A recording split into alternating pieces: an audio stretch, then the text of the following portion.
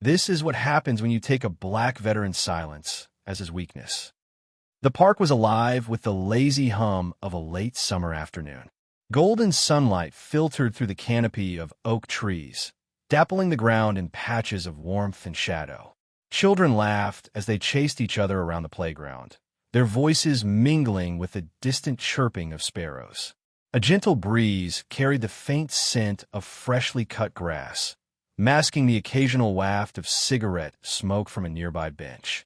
On one such bench sat an elderly black man, his posture straight but relaxed.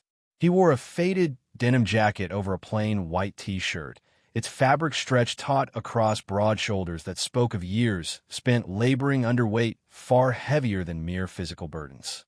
His hands rested on his knees, calloused fingers tracing absent patterns against the worn denim of his jeans.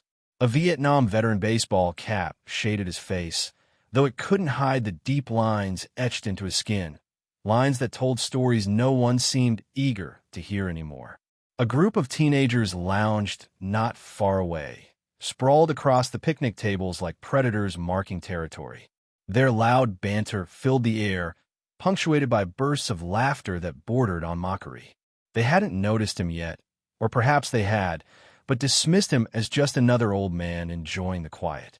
Either way, there was something about the scene that felt poised, as if the calm before the storm had already begun. And then, one of them glanced over.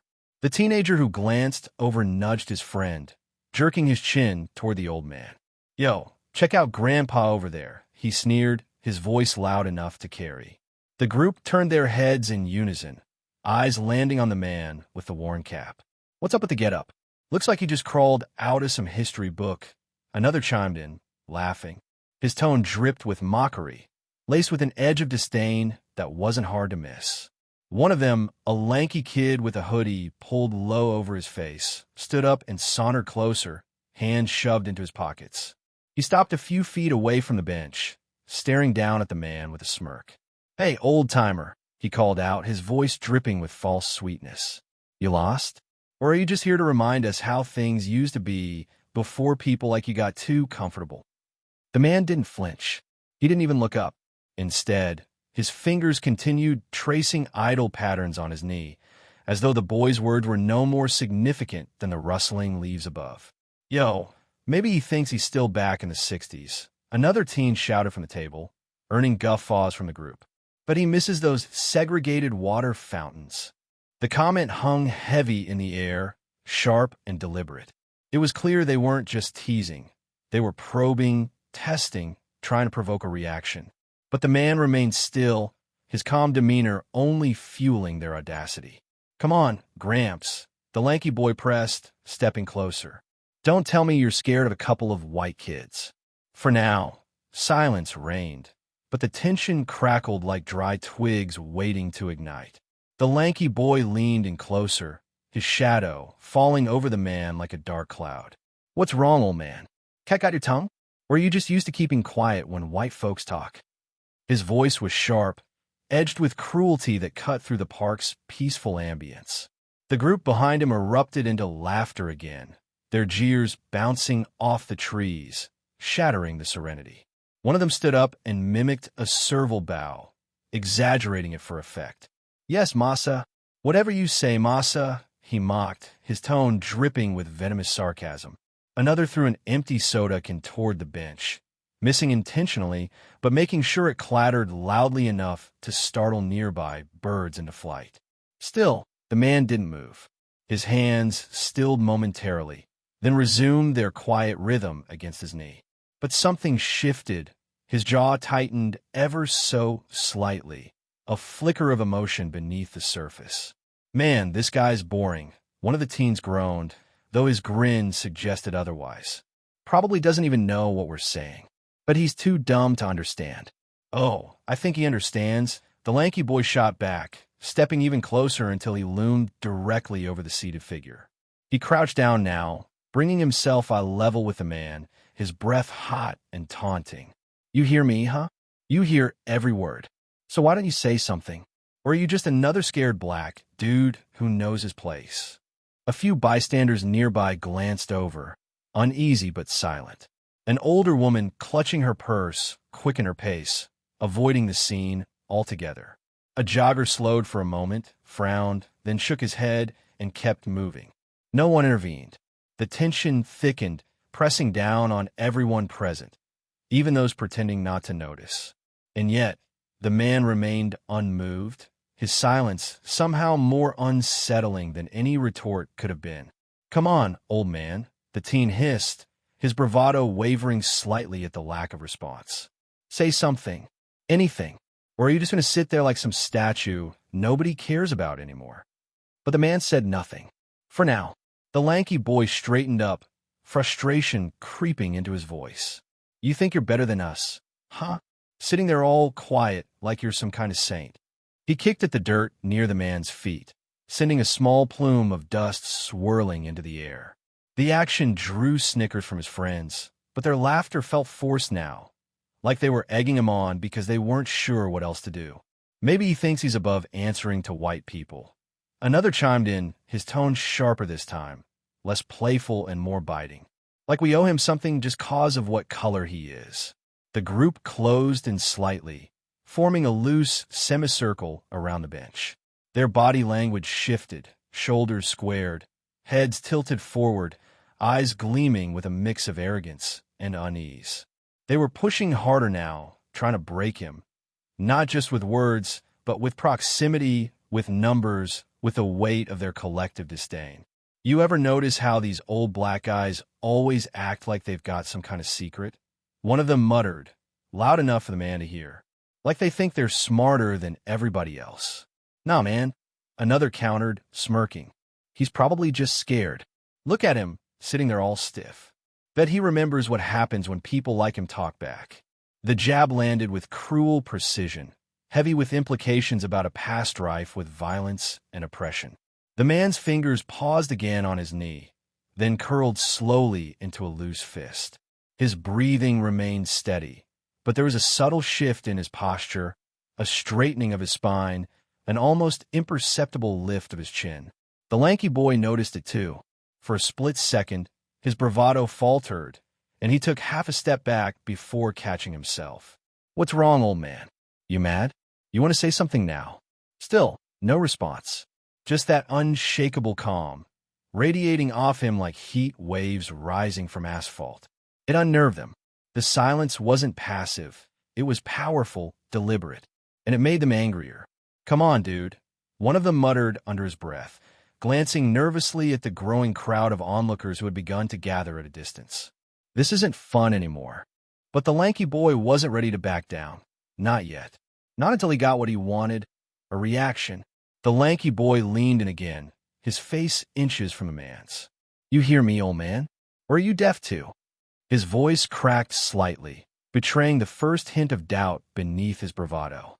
This time, the man moved. Slowly, deliberately, he raised his head. His eyes met the boy's, not with anger, but with a calm intensity that stopped the teenager mid-sentence. It was as if those eyes carried the weight of decades, of battles fought and survived, of stories untold but deeply felt. "You've said enough," the man spoke at last, his voice low and steady, each word landing like a stone dropped into still water. The group froze, their mocking grins faltering. The boy blinked, caught off guard. What did you say?" "I said," the man repeated, his tone unchanged but carrying an authority that silenced the park. "You've said enough." For the first time, the teenagers hesitated. The air seemed heavier now, charged with something they couldn't quite name. Even the bystanders shifted uncomfortably, sensing the shift in power. The man stood slowly, his frame towering despite his age. He didn't raise his voice or make a sudden move, yet his presence filled the space around him, dwarfing the teen's earlier arrogance. "You want a reaction?" he asked quietly, his gaze sweeping over the group. "Then listen carefully, because I'm only going to say this once." The man's voice carried a quiet authority that seemed to echo in the sudden stillness of the park. "You think you're tough," he began, his tone measured but laced with steel.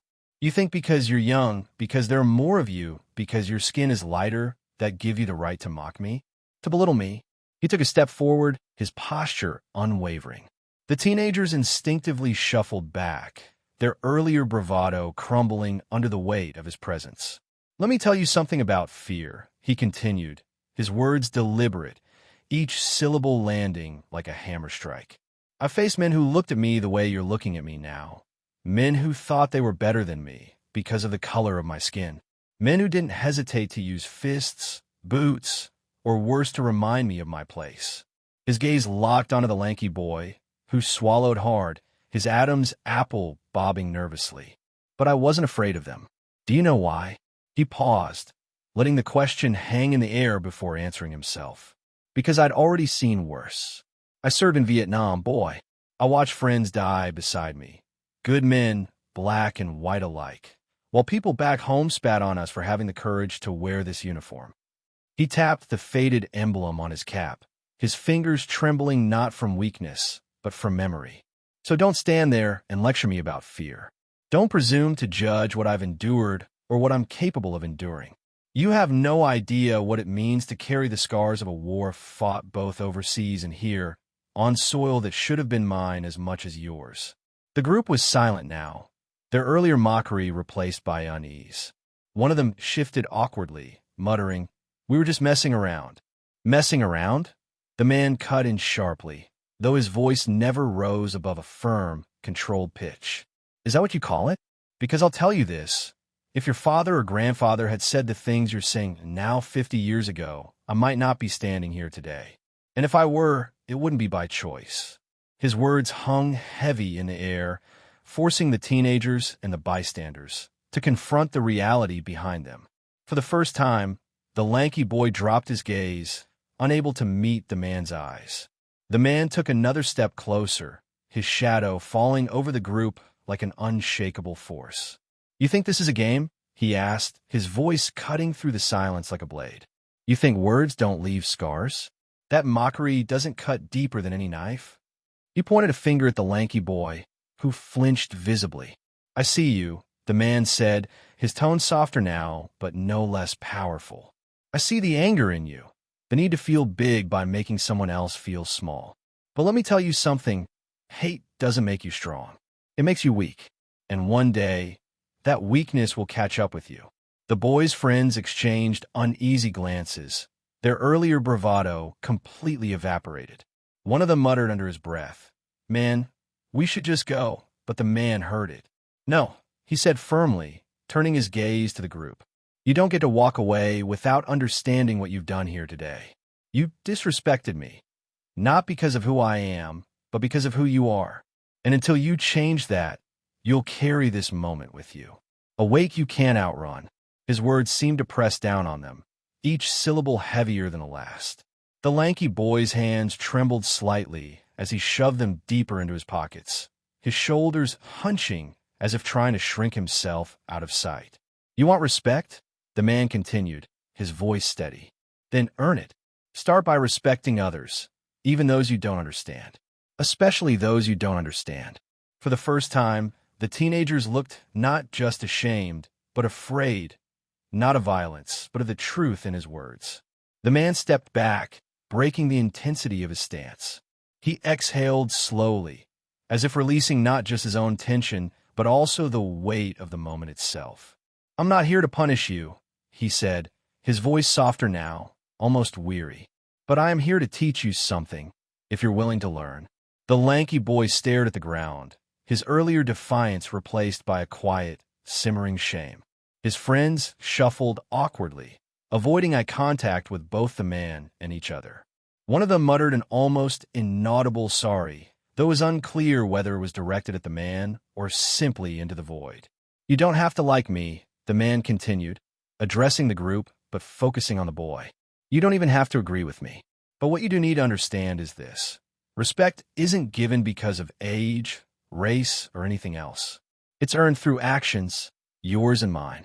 And right now, your actions are telling the world exactly who you are." He paused, letting the words settle over them like a heavy blanket. "If you want to be better than this moment, start today. Start now. Because trust me, life will give you plenty of chances to prove yourself, or to regret staying the same." The teenagers exchanged glances again, their discomfort palpable. The lanky boy finally looked up, his face flushed with humiliation, and nodded once, a small, reluctant acknowledgement of the lesson being delivered. The atmosphere shifted subtly. The tension began to ease, leaving behind a quiet stillness that felt almost fragile. The lanky boy's shoulders slumped as he took a step back, his earlier bravado completely stripped away. His face burned red, not from anger this time, but from the sting of shame that settled deep in his chest. He glanced at his friends, hoping for some semblance of solidarity, but they avoided his gaze, their own discomfort mirroring his own. For a moment, no one spoke. The only sounds were the distant rustle of leaves and the faint chirping of birds returning to the quiet park. Then, barely audible, the boy muttered, We didn't mean nothing by it." The man raised an eyebrow, his expression unreadable. "Didn't you?" he asked softly, not accusatory, but probing, forcing the boy to confront the truth of his actions. The teenager hesitated, then shook his head, more to himself than to anyone else. I'm sorry," he stammered, the words tumbling out awkwardly, like stones dropped into water. It wasn't eloquent or polished, but it was genuine, a crack in the armor of arrogance he'd worn just moments before. His friends followed suit, mumbling half-hearted apologies, their voices trailing off into silence. They shuffled backward, eager to put distance between themselves and the man whose quiet strength had dismantled them so completely. As they retreated, the boy cast one last glance over his shoulder, his eyes lingering on the man's steady gaze. There was no malice there, only a quiet resolve that left him unsettled, as though he'd glimpsed something far greater than himself. As the teenagers slinked away, the park seemed to exhale. The tension that had gripped the space moments ago dissipated, replaced by an almost reverent quiet.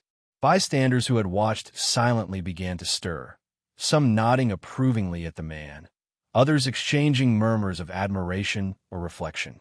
The older woman who had hurried past earlier now slowed her steps, offering a small, respectful smile as she passed the bench. A young father nearby knelt down to explain something to his child, gesturing toward the man with quiet reverence.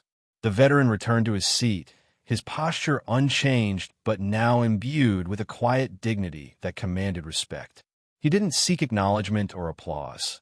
He simply sat there, gazing out at the park as if nothing extraordinary had occurred. Yet everyone present knew better. The atmosphere had shifted, not dramatically, but meaningfully. Where there had been hostility, there was now contemplation. Where there had been division, there was now a fragile sense of unity. As the park returned to its usual rhythm, the ripple effects of the encounter lingered in subtle ways. A jogger who had stopped to watch replayed the scene in her mind, realizing how easily she could have intervened, or at least acknowledged the injustice.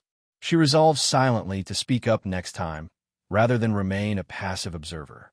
Nearby, an elderly couple exchanged thoughtful glances. "That man handled it with more grace than most would have," the woman remarked softly. Her husband nodded, his expression pensive. "He didn't just teach those boys a lesson. He reminded all of us what real strength looks like." Even the teenagers, now huddled by the park's edge, couldn't shake the weight of what had happened. The lanky boy stared at his shoes, his earlier cockiness replaced by a quiet unease. For the first time, he wondered if his words carried consequences far beyond his intent, and whether he wanted to be the kind of person who inflicted harm, even unintentionally. The veteran remained seated, unaware, or perhaps indifferent, to the impact he'd left behind. But the lesson he delivered would stay with everyone present, etched into their memories like the lines on his weathered face. The sun dipped lower, casting long shadows across the park as the day began to wind down. The veteran stood slowly, brushing off his jacket with a calm finality. He glanced around briefly, meeting no one's eyes, but leaving an indelible mark on everyone who had witnessed the exchange. Then, without a word, he walked away, his steps steady and unhurried. For those left behind, the moment lingered, a quiet reminder of the unseen battles others carry and the power of dignity in the face of cruelty. Respect isn't about race, age, or circumstance. It's about recognizing humanity in its fullest form. As the park emptied, one truth remained clear. Change begins not with grand gestures, but with small acts of courage and understanding.